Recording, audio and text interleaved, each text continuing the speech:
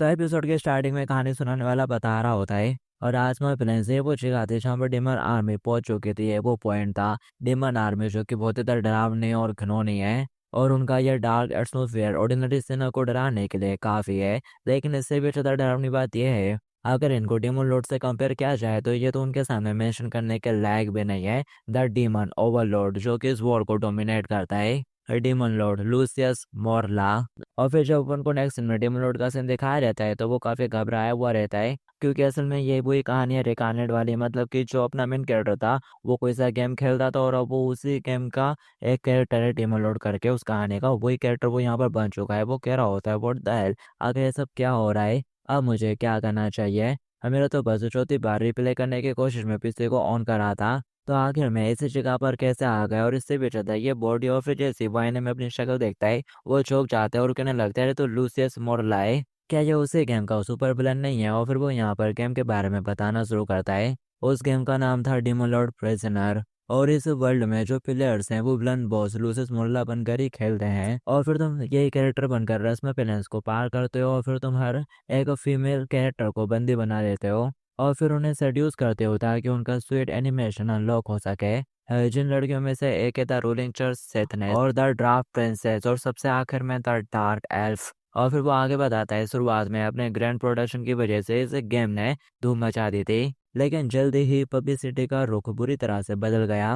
और प्रोडक्शन के बाद के स्टेज में कानून हीरोज का बैच आसमान से नीचे उतर आया और फिर उसके बाद अक्सर डीमन आर्मी के बीच एक गद्दार पैदा होने लगे और कैद में बंद लड़कियां जो कि कभी खिलाड़ियों की दया की मोहताज थी अचानक से डेफ फाइंड हो गई और फिर वो गोडेस में बदल गई जिन्होंने डीमन किंग के शहर को धूल में मिला दिया। तो इस शॉर्ट में कहा जाए तो डीमन किंग की किस्मत में मरना तय है, गेम ओवर। अब ये सोच सोच के वो घबराए जा रहा होता है, वो कह रहा होता है शिट क्या मोती एंड है, ये तो स्कैम है, ये एक घिनौनी साजिश है और मैं तो पहले ही मर चुका हूँ। और फिर वो रोना बंद करके थोड़ा फुसकने लगता है और फिर खुद को शांत करते हुए थोड़ा सोचता है और मुझे इसके बारे में थोड़ा अच्छी तरह से सोचना होगा। गेम की कहानी तो अभी भी सामने आकर बन ही रही है, अभी भी हर चीज़ के लिए टाइम है। और वो सोचता है क्योंकि इस कैरेक्टर को ईवल बनाया गया है इसलिए एंड में इसकी मौत हो जाएगी, तो फिर मुझे बस यहाँ पर एक ईमानदार और राइट पर्सन बनने की ज़रूरत है। डेट्स राइट, ये तो सर्वाइव करने की है प्योरिटी। कि तभी पीछे से एक गोब्लिन आकर उसको आवाज़ देता है लॉर्ड लूसियस, आपको थोड़ा अटेम्प्ट चैम्बर में बुलाया जा रहा है। डेमन लॉर्ड आर्मी ने अभी अभी एक इम्पोर्टेंट पर्सन को कैदी बनाया है। ये सुनकर वो सोचता है ये क्या, वो इतनी जल्दी यहाँ पर आ गई। वो बोलता है ठीक है चलो, वो कहता है हाँ। और फिर वो सोचने लगता है वेल कार्सल में उस चैम्बर में जाने का रास्ता कहाँ पर था और गलत जगह जाने लगता है। तो पीछे से वो गॉब्लिन कहता है अरे लॉर्ड लूसियस वो तो किचन में जाने का रास्ता है। और फिर वो उसको शायद सही रास्ता दिखाता होगा। फिलहाल अपन को उसी चर्च वाली लेडी का सीन दिखाया जाता है डेमन कार्सल टेंशन के अंदर, जिसे पकड़कर डेमन आर्मी यहाँ पर लाई होती है और ये बोल रही होती है डीमंस में कभी भी हार नहीं मानूंगी। और फिर इसके बाद हमें दिखाया जाता है एक फ्लैश बैक जहाँ पर वो चर्च में बैठकर गॉड के सामने प्रे कर रही होती हैं और पीछे से बाकी सिस्टर्स फुसकते हुए बोल रही होती हैं मैंने कभी भी इमेजिन नहीं करा था कि रेडिएट सेथनेस वो गोल्ड जेम इस चर्च की हो, वो अपनी जान खतरे में डाल के इतना बड़ा मूव चलेगी, प्लीज भगवान उसको प्रोटेक्ट करना। और फिर यहाँ पर लेडी सेथनेस प्लान करते हुए अपने प्लान के बारे में बताती है। उसका प्लान है कैदी बनकर हर्डीमस के किले में घुसपैठ करना और वो यहाँ पर डिटरमाइंड होते हुए सोच रही होती है हमें यूजिन की चोरी हुई सोने की छड़ी को वापस लाने के लिए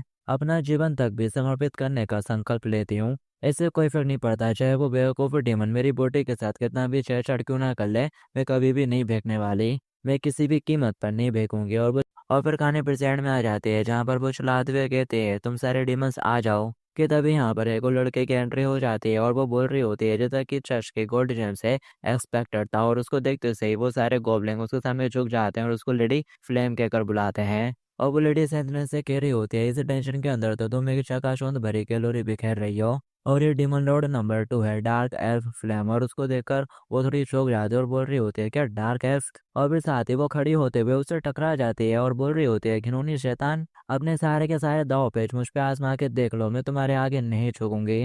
और वो अपने चाबुक से उसके सिर को हल्का सा ऊपर करती है और एक्साइटेड होते हुए कहती है और मुझे तुम जैसे जिद्दी लड़कियां बहुत ज्यादा पसंद है मिस सेथनेस, मैं प्रार्थना करूंगी कि तुम अपने इस विद्रोह को जारी रख सको। और वे साथ ही वो सांस भरते हुए कहती है मैं और भी बोलना चाहती थी लेकिन अफसोस की बात है अब हमें इसे यहीं पर खत्म करना होगा। तुम मेरे बस में तो नहीं आओगी लेकिन इन डीमन फोर्स का ट्रू मास्टर, इनका मेजेस्टी सुप्रीम ऑलमाइटी है, और वो यहाँ पर टेलीपोर्ट वाले मेचे का इस्तेमाल करते हुए उसको सीधा डेमन लॉर्ड के दरबार के दरवाजे के सामने ले आती है। अब डेमन लॉर्ड के बारे में सुनते से सेथनोइस भी थोड़ी घबरा जाती है और सोच रही होती है क्या डीमंस का राजा इस दरवाजे के पार है। और वो इमेजिन करने लगती है नॉर्मल डीमन कुछ इस तरह के होते हैं, तो जो डीमन लॉर्ड है वो कुछ इतना बड़ा होगा और फिर उसका साइज भी बड़ा होगा। और फिर साथ ही वो खुद को चेयरअप करते हुए कहने लगती है मैं नहीं डरने वाले, चाहे वो कितना भी बड़ा हो मैं नहीं डरूंगी। और फिर दरवाजा खुलता है, डार्क एल्फ चलते हुए आती है और साथ में सेथनेस को भी ला रही होती है। और सामने वाली कुर्सी पर डेमन लॉर्ड बैठा रहता है। डार्क एल्फ उसके सामने झुकती है और लॉर्ड लूसियस कहकर उसे बुलाती है और ग्रेट करती है और बोल रही होती है मैं सेतुपोलियो को आपके सामने पेश करती हूँ। तो अब वो भी यहाँ पर डेमन लॉर्ड को देख लेती है और सोच रही होती है तो क्या यही वो भयानक डेमन लॉर्ड है जिसे द वाइट बीच के नाम से जाना जाता है। किताबों में इसके बारे में जैसा जिक्र किया गया था ये तो बिल्कुल भी वैसा नहीं है। मैंने ये बिल्कुल भी एक्सपेक्ट नहीं करा था कि वो इतना आउटस्टैंडिंग मैनर और एलिगेंस वाला होगा। और फिर साथ ही वो मुंडी हिलाते हुए कहती है नो वे, आगे तुम ये क्या सोच रही हो, ये जरूर कोई चाल होगी, खुद को संभालो पोली। और फिर वो मुंह फुलाते हुए उसकी तरफ देखना शुरू कर देती है। यहाँ पर डेमन लॉर्ड भी उसकी तरफ देखता है और सोच रहा होता है तो यह है सेथनेस पोली जिसे गोल्ड द गोल्ड जेम के नाम से भी जाना जाता है। और वो सोच रहा होता है गेम आर्ट के कंपैरिजन में तो ये तो बहुत ही ज़्यादा गुड है यार, यहाँ पर रियल लाइफ में देखने में बहुत ही ज़्यादा खूबसूरत लग रही है ये तो अनएक्सपेक्टेबल है। और फिर तभी वो ना का खून पोंछते हुए कहता है नहीं नहीं नहीं, इसके बारे में मत सोचो, अगर तुम ये क्या सोच रहे हो ये ज़रूर एक इल्यूजन होगा। इस सेथनेस का ये जेंटल हो रहा बस एक झूठ है, ये टू फेस वाली रैबिट की तरह है। और ये यदि गेम स्टेज पर सबसे खतरनाक एबल फीमेल कैरेक्टर्स में से एक होगी, मैं तो चाहता हूँ कि ये मर जाए या फिर बहुत ज़्यादा बीमार पड़ जाए, क्योंकि ये बहुत जल्द ही गॉड बन जाएगी और 6 पंख वाली एंजल बनकर पूरी डिमन सिटी को बर्बाद कर देगी। और वो मन ही मन कह रहा होता है और माइटी बुद्धा मैं तुम्हारे पैरों में गिरता हूँ, और उसको देखकर स्माइल करके हल्का सा हंस रहा होता है। और जो पोनी है वो चिल्लाते हुए कहते हैं अपना ये दिखावा बंद करो और अपने ट्रू सेल्फ को अनलिश करो डीमन लॉर्ड, चाहे ये वो पिंक वाला पोर्शन ही क्यों ना हो जो तुम्हारे शरीर में अजीबोगरीब हलचल पैदा कर देता है, या फिर दिमाग को बहकाने वाला जांघों पे बनाया जाने वाला वो जादुई पैटर्न, चाहे जो भी हो, लेकिन मेरे सामने ये सारी चीजें बेकार हैं। अगर मैंने एक बार भी हार मान ली तो मेरा ही नुकसान होगा, मैं ही हारूंगी। डेमन लॉर्ड कहता है अरे मिस सेज प्लीज शांत हो जाइए, हम आपके साथ बिल्कुल भी वैसा कुछ नहीं करने वाले जैसा कि आपने कहा। कि तभी पीछे से डार्क एल्फ एक्साइटेड होते हुए कहती है कि आपको इस तरह की चीजें डेवलप करने के लिए अपने सबऑर्डिनेट की मदद चाहिए डेमन लॉर्ड। और वो बताने लगती है कि इस तरह के पोर्शन बनाना काफ़ी ज़्यादा आसान है और इनको बनाने के ढेर सारे फॉर्मूले मेरे पास ऑलरेडी पड़े हुए हैं। और सिर्फ इतना ही नहीं, मेरे काफ़ी सारे फ्रेंड हैं जो कि ब्रांड वॉशिंग आर्ट के ऊपर रिसर्च कर चुके हैं, इसलिए उनके लिए इस तरह की चीज़ें डेवलप कर पाना बिल्कुल भी मुश्किल बात नहीं है। डेमन लॉर्ड कहता है फिल्म ज़्यादा मत बोलो, इन सब की कोई भी ज़रूरत नहीं है। अब ये सुनकर वो थोड़ी हैरान हो जाती है और बोल रही होती है क्या इनकी ज़रूरत नहीं है, और मुझसे ये मत कहना कि तुम मेरे से वो करवाने वाले हो मेरे साथ। और फिर साथ ही में इमेजिन करने लगती है कि उसने उसको डॉगी बनाया और उसकी तरह हरकतें करने के लिए बोल रहा है। और फिर साथ ही वो चिल्लाते हुए कहती है बिल्कुल भी नहीं, मैं ऐसा कुछ भी नहीं करूंगी, नहीं तो फिर मैं वैसे चेयर के साथ कभी भी गॉड की पूजा नहीं कर पाऊंगी। जबकि डेमन लॉर्ड हैरान होते हुए सोच रहा होता है अब आखिर ये सेथनेस क्या इमेजिन कर रही है। और उसको चिल्लाता देखकर डार्क एल्फ कोड़ा निकाल लेती है और उसको मारने लगती है और बोल रही होती है तुम्हारी हिम्मत कैसे हो रही है डेमन लॉर्ड के सामने इस तरह से शोर मचाने की। और वो सेथनेस भी डरते हुए अपनी आंखें बंद कर लेती है, लेकिन तभी डेमन लॉर्ड बीच में आकर उसका चाबुक पकड़ लेता है। और फिर जैसे ही वो आंखें खोलकर देखती है वो हैरान हो जाती है। वो फ्लेम से कह रहा होता है ऐसा मत करो, हालांकि वो मन ही मन काफी ज्यादा डर चुका होता है और सोच रहा होता है डैम इट, मैंने जल्दबाजी कर दी। हाँ, मैंने तो अभी यहाँ पर दुश्मन को प्रोटेक्ट करने की कोशिश की है, क्या अब उसे मेरे ऊपर शक हो गया होगा। जो फ्लैम है वो डेमन लॉर्ड के सबसे ज्यादा वफादार साथियों में से एक है, अगर उसे पता चल गया कि ये शरीर चोरी हो गया है तो। और दूसरी तरफ डार्क एल्फ भी खुद घबराई हुई रहती है और सोच रही होती है अरे यार मुझसे गलती हो गई, अगर यही सिलसिला कंटिन्यू रहा तो क्या डेमन लॉर्ड लूसियस मुझसे नफरत करने लगेंगे। और लॉर्ड लूसियस की वजह से तो मेरी एग्जिस्टेंस का इम्पोर्टेंट है, अगर वो मुझसे नफरत करने लगे तो फिर दोनों साथ में सोचते हैं ये तो बहुत ज़्यादा भयानक होगा और घबरा रहे होते हैं। हर डार्क एल्फ कहती है लॉर्ड लूसियस क्या कुछ गलत है, और वो कहता है नहीं, और सोच रहा होता है अगर मैं यहाँ पर कहूँगी कि आपसे ये सेथनेस डेमन लॉर्ड के बराबर ही है तो ये तो सच में एक मूर्खता वाली बात हो जाएगी, सब कुछ उल्टा हो जाएगा। लेकिन मैं इसे पीटने या फिर गाली देने वाला तो बिल्कुल भी नहीं हूँ, तो मुझे उसे कैसे पनिश करना चाहिए। और फिर साथ ही एकदम से उसका ध्यान उसके चेस्ट पर जाने लगता है और वो सोच रहा होता है कोई ना कोई रास्ता जरूर होगा। और फिर साथ ही वो हल्का सा खांसते हुए कहता है मैंने उसको पनिश करने का प्लान बना लिया है फ्रेम, इसे मेरे रूम में भेज दो। फिर आने के साथ कहती है क्या आपके रूम में, और ये सुनते से जो सेथनेस है और वो कहने लगते हैं क्या रूम, मतलब कि जो डेमन लॉर्ड है वो अब चीज़ों को खुद पर्सनली हैंडल करने वाला है। और फिर साथ ही वो इमेजिन करने लगते हैं कि डेमन लॉर्ड उसे कमरे में ले जाकर क्या क्या करने वाला है।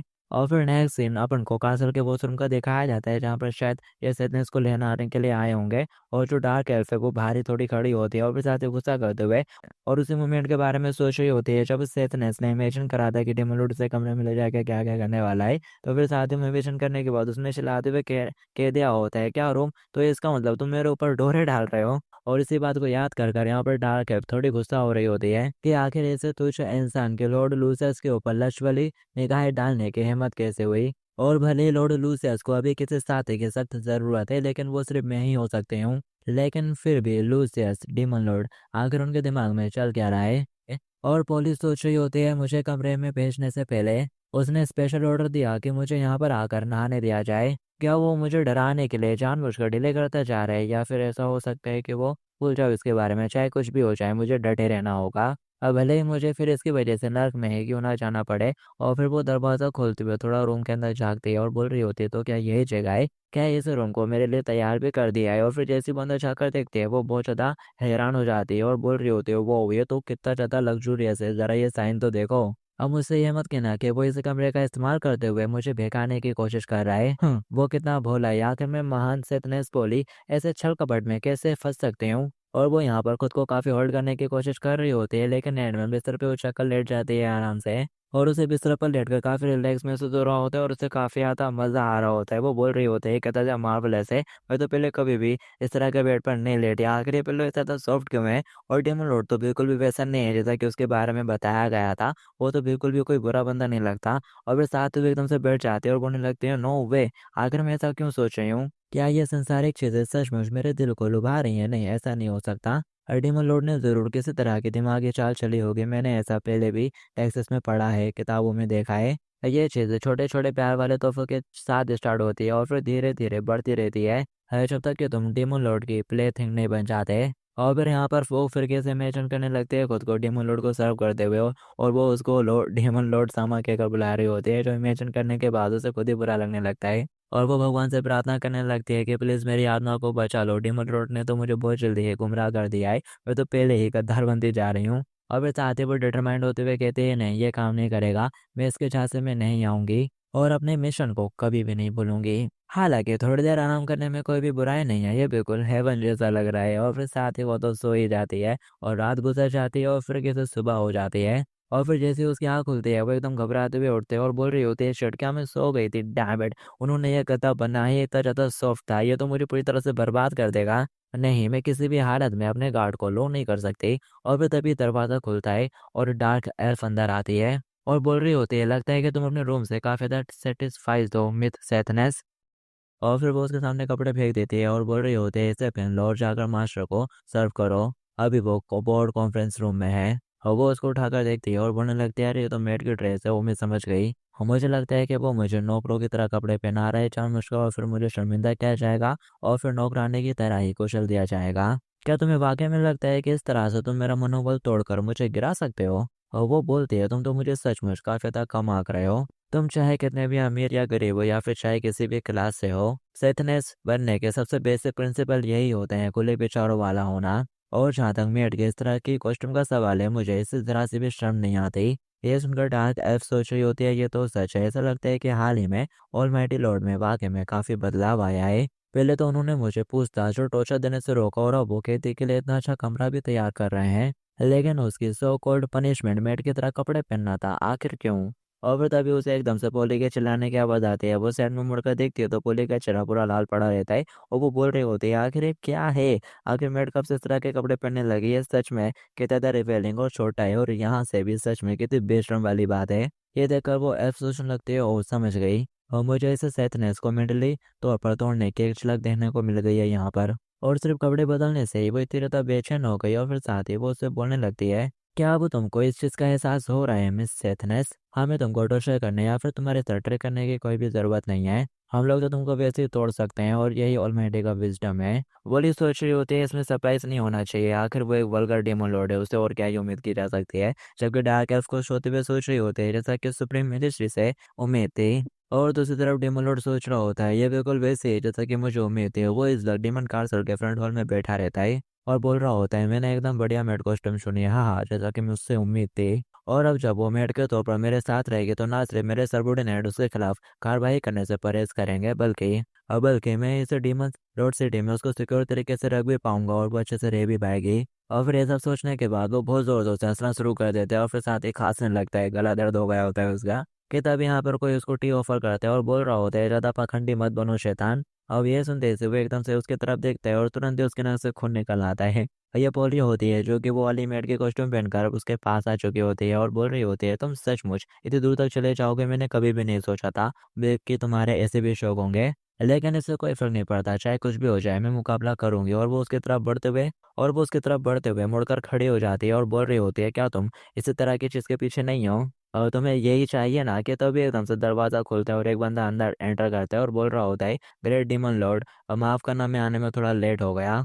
लेकिन जैसे वो सामने का नजारा देखता है वो फिरके से वापस जाने लगता है और दरवाजा लगाने लगता है और बोल रहा होता है, माफ करना डीमन लॉर्ड, आपका ये सबॉर्डिनेट टाइम से पहले ही आ गया। और वो चलाते हुए कहता है, अरे कहाँ जा रहे हो, यहाँ वापस आओ, तुम एकदम सही टाइम पर आए हो। पोली कहती है, तो तुम दूसरों को भी ये सब दिखाना चाहते हो, सच में कितने घिनौने हो। और वो कहता है, क्या तुम थोड़ी देर के लिए चुप नहीं रह सकते? कि तभी फिर से दरवाजा खुलता है और इस बार डार्क एल्फ अंदर आती है और वो यहाँ पर लेटेस्ट वॉर की स्ट्रेटेजी और मैप के बारे में डिस्कशन करने के लिए आई होती है और डीमन लॉर्ड को बताने के लिए। तो वो चुटकी बजाते हुए कहता है, ठीक है, तो फिर इस वॉर कॉन्फ्रेंस को ऑफिशियली शुरू किया जाता है। अब रेड फ्लाई, तुम भी बैठ जाओ। वो कहता है हाँ, और फिर वो लोग बैठकर वॉर की स्ट्रेटेजीज के बारे में डीमन लॉर्ड को बताना शुरू करते हैं। यहाँ पर जो ब्रेड फ्लाई है वो बता रहा होता है कि कौन कौन सी आर्मी और कहाँ कहाँ जाने का प्लान चल रहा है उन लोगों का, किस तरह से हमला करेंगे, सब कुछ। और यहाँ पर ये सब कुछ अपोली भी सुन रही होती है। वो सोच रही होती है, ये तो मुझे वाकई में अपने मिलिट्री सीक्रेट्स को ऐसे ही सुनने दे रहा है। क्या वो चाहता है कि मैं अपना गार्ड डाउन कर लूँ, या फिर इसके पीछे कुछ और ही बात है? और डेमोलोड सोच रहा होता है, यहाँ पर ये जो इन्फॉर्मेशन बता रहा है ये तो बिल्कुल वैसे ही है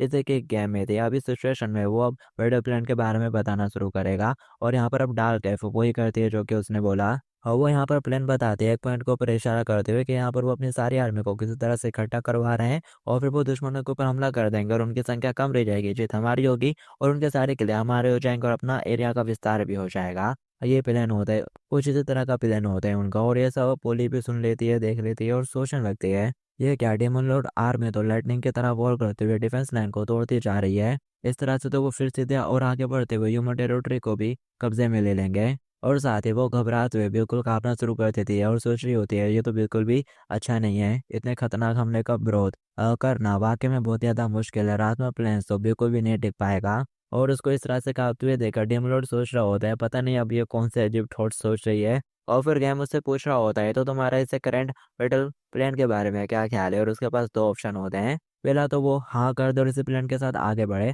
और दूसरा होता है इसके ऊपर थोड़ा और विचार करते हैं। और वो सोच रहा होता है, इन्होंने जो प्लान प्रेजेंट करा है वो एकदम बढ़िया है। जब तक मैं इसी तरह से नेचुरली प्रोग्रेस करता रहूंगा मैं आसानी से ऑर्डर अलायंस को पीछे धकेल सकता हूँ और अगले कैरेक्टर एफ राजकुमारी को अपने कब्जे में ले सकता हूँ। ये इतना ज़्यादा आसान है कि एक सुअर भी सही ऑप्शन चुन लेगा। हालांकि वो उन लोगों से कहता है, मैं इससे इनकार करता हूँ। और वो बोलता है, चलो इस पहाड़ी दायरे पर मौजूद स्ट्रेटजी को नज़रअंदाज करते हैं। ये सुनकर वो एल्फ हैरान हो जाती है और फिर तभी वो सामने वाले बंदे से कहता है, सर ब्रेंडी, हमें तुमको इस ऑपरेशन के लिए वेन गार्ड के तौर पर चुनता हूँ। और वो उससे कहता है, तुम तो सीधा अपने डीमन फ्लाई आर्मी के साथ किले के ऊपर हमला कर देना और फिर तुम एक ही झटके में जीत जाओगे। ये सुनकर वो हैरानी के साथ सोचता है, क्या इनवाइंसिबल किले के ऊपर डायरेक्ट हमला हो? वो उससे कहने लगता है, Lord all mighty, sixth demon army के अंदर जो डीमन फ्लाइंस है वो अभी भी पूरी तरह से विकसित नहीं हुई है, ये बहुत ज्यादा होपलेस है। और लेडी फ्लेम की बनाई गई स्ट्रेटेजी ज्यादा बेटर है, वो दुश्मनों को कुचलने के लिए ज्यादा अच्छी है। डीमन लॉर्ड नाराजगी दिखाते हुए कहता है, क्या तुम मेरे फैसलों पर डाउट कर रहे हो? और वो घबरा जाता है और बोलने लगता है, मैं ऐसा करने की हिम्मत नहीं कर सकता, वैसे भी ये सब्जेक्ट मेरे को समझ में भी नहीं आता। अब ये सुनकर वो खुश होने लगता है और सोच रहा होता है, ऑफ कोर्स ये तुम्हें समझ में नहीं आएगा, आखिर मैं ही तो हूँ जो कि तुम्हारे कई बच्चों को मौत के मुंह में भेज रहा है। जैसे जैसे गेम आगे तेजी से प्रोग्रेस करता है और वैसे ही डीमन किंग की मौत का दिन भी नजदीक आता जाता है। सिर्फ हार ही डीमन सेना को वापस घर भेज सकती है। और अगर ऐसा होता है तो फिर मैं मौत के उस इवेंट को ट्रिगर नहीं करूंगा और मुझे किसी भी चीज की चिंता नहीं रहेगी। और इसके अलावा ब्रेडली नाम का ये फ्लाइट डेमन भारत से जितना वफादार दिखता है उतना है नहीं, वो सीक्रेटली तौर पर फ्लाइस का जो है डेमन लॉर्ड है उसके लिए वफादार है। इसलिए अगर ये मर जाए तो अच्छा ही है, ये एक तीर से दो निशाने जैसा होगा।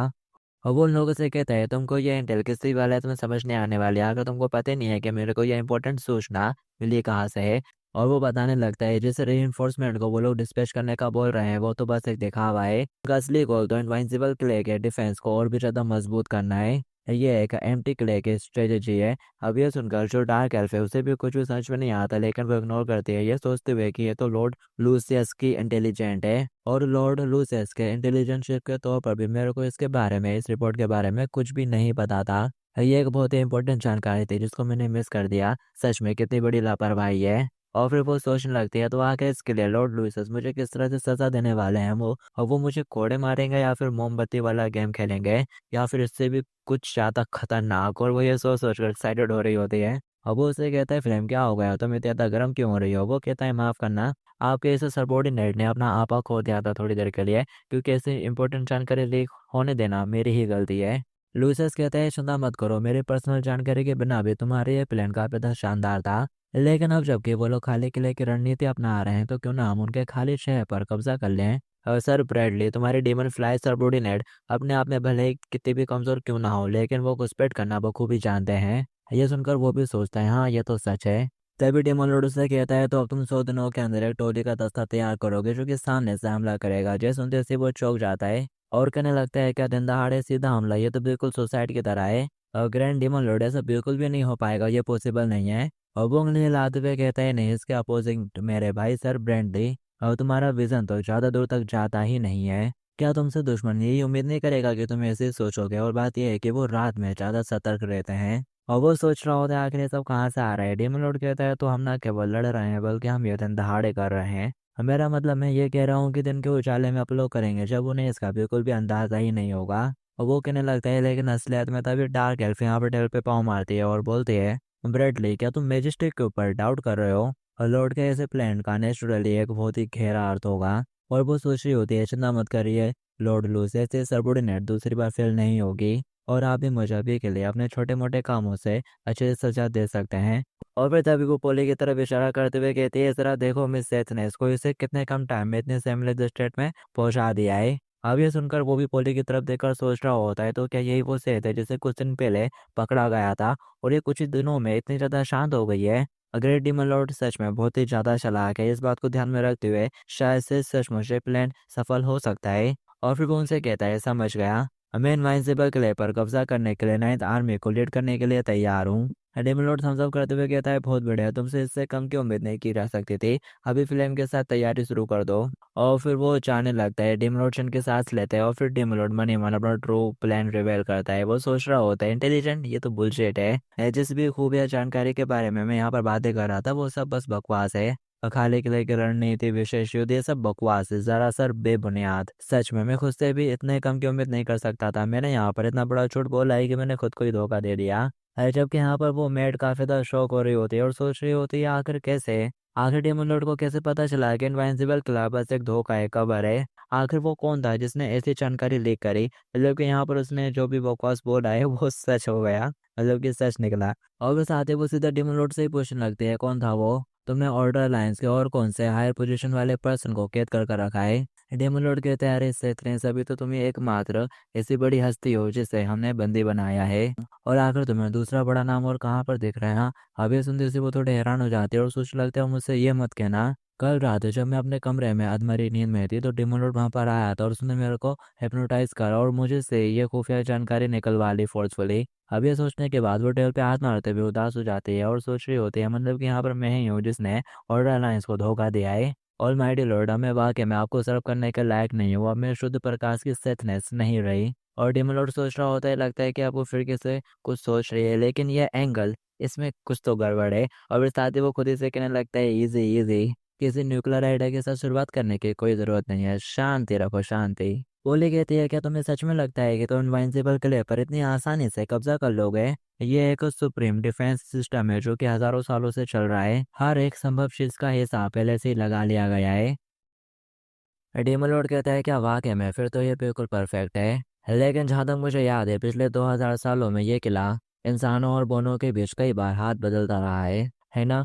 बोली कहती है लेकिन इन सब लेन देन के पीछे रीजन थे, महामारी, अकाल, रिश्वतखोरी, हर तरह के इंटरनल स्ट्रीफ। तुम बाहर में इसमें घुसपैठ नहीं कर सकते। डेमन लॉर्ड हंसते हुए उसके कंधे पे हाथ रखता है और बोलता है मुझे पता है, और मुझे पता है वो सुपर डिफेंसिबल फ्लॉलेस इनवाइंसिबल किला है लेकिन अभी डेमन फ्लाई क्रॉप्स आगे बढ़कर उनके ऊपर अटैक करने वाले हैं, तो ज़रा बताना उनके नंबर्स कितने हैं। और वो लोग तो दिन दहाड़े सीधा सीधा टारगेट बन जाएंगे, क्या ऐसा ही नहीं होगा? पोल्ली घबराती हुई सोचती है आखिर ये बोलते बोलते और भी ज़्यादा पैशनेट क्यों होता जा रहा है, ये कुछ तो अजीबोगरीब है। और वो सोचने लगती है नहीं मैं अपनी धार नहीं खो सकती, और वो बोलती है इसमें कोई शक नहीं है कि तुम्हारा हमला नाकामयाब ही होने वाला है। और उससे ठुक जाती है और बोलती है ड्रॉप्स और ह्यूमैनिटी ने आपस में अलायंस बनाकर रखी हुई है, इसलिए कोई भी जो भी इनवाइंसिबल किले की तरफ बढ़ेगा वो बस अपनी मौत के लिए जा रहा है। यह सुनते ही डिमोलॉर्ड मुस्कुराता है और आगे बढ़ते हुए उसे टेबल पर लेटा देता है और बोल रहा होता है डेट्स राइट, इसमें एब्सोल्युटली पॉइंट तो है। और अगर तुम इंसानी कमी को बोनो के एक्सप्लोजन के साथ मिला दो तो तुमको गड़े हुए तो खाने मिलेंगे, है जिसके एक ही गोले से लगभग 1 दशमलव मील का इलाका तबाह हो जाता है। तो फिर तुम्हें पता हो ऊंचाई पर उड़ते हुए वाइपर्स की लहर से तुम लोग कैसे हार सकते हो? और फिर साथ ही वो जोर जोर से हंसना शुरू कर देते हैं और पुलिस सोच रही होती है आखिर ऐसा कैसा हो सकता है, वो इतना ज़्यादा कॉन्फिडेंट क्यों है? क्या वो दुनिया की परवाह किए बिना इनवाइंसिबल किले का मजाक उड़ा रहा है? और सिर्फ इतना ही नहीं, लगता है कि मैंने उसे हमारे सीक्रेट तोप खानों के बारे में भी बता दिया था। और फिर तभी डिमोलॉर्ड यहाँ पर खांसना शुरू कर देते हैं, उसका गला बैठ जाता है ओवर एक्साइटमेंट की वजह से, हंस रहा था ना जोर जोर से। और फिर इसके बाद हमें डेमन आर्मी का सीन दिखाया जाता है, फ्रंट लाइन पर होती है जो। और यहाँ पर वो ग्रीन बाल वाला डीमन होता है जो कि किसी साथी डीमन को कोई सी बात बताता है, जो सुनने के बाद वो बोलता है तो तुम ये कह रहे हो कि जो लूड लूसेस है उसने इस बार के बैटल प्लान को रिजेक्ट कर दिया है? वो बोलता है जी हाँ, और अब ये वो बैटल प्लान है जिसे लॉर्ड लूसेस ने मुझे पर्सनली सौंपा है। उसने मुझे 3 दिनों के अंदर इनवाइंसिबल किले पर सीधा हमला करने का ऑर्डर दिया है। और वो ऑक्स हेड डीमन बोलता है अच्छा, तो इंसानी जाति ने इतने समय तक हमें एक खाली किले के साथ गुमराह करके काफी चालाकी भरा काम किया है, और लगता है कि लॉर्ड लूसियस तुम्हारी वाकई में बहुत ज्यादा रिस्पेक्ट करते हैं, तभी तो उन्होंने इतना इंपॉर्टेंट काम तुमको सौंपा है। ये स्पेशल ऑपरेशन तो सुनने में ही बहुत ज्यादा शानदार लग रहा है। और वो कहता है क्या तुम थोड़ा अलग नहीं सोच रहे? वो बोलते हैं लगभग ऐसे ही है, लेकिन मैं तुमको बता दूं मैं भी काफी ज्यादा शौक हूँ। जो सुनकर वो कहता है तुम्हारा शौक भाड़ में चाहिए, और सोच रहा होता है अगर तुम्हारे जैसे 10 ऑक्सीड को भी साथ में रख दो तब भी तुम्हारे पास सादा दिमाग भी नहीं होगा। और फिर भी पहाड़ों से रेड मारने का प्लान उसने लेडी फ्लेम को ही क्यों सौंपा? और वो उससे पूछता है लॉर्ड विनोस, क्या वो पहाड़ से रेड करने वाला प्लान जो कि पहले पेश किया गया था, क्या वो तुम्हारा आइडिया था? वो कहता है क्या तुम्हारा मतलब पुराने प्लान से है? यार बिल्कुल भी नहीं, वैसे भी हम ऑक्साइड वाले मेंटल वर्क को अपने से नीचे ही मानते हैं। ऐसे प्लेन को असल में उस इंसान ने बनाया था जिसे हमने बंदी बना कर रखा हुआ था, और ऐसा लगता है कि वो किसी तरह के इंसानों की सेनापति थी। लेकिन अब जब ऑलमाइटी होलरोड को उसके इस बकवास प्लान की कोई भी ज़रूरत नहीं है,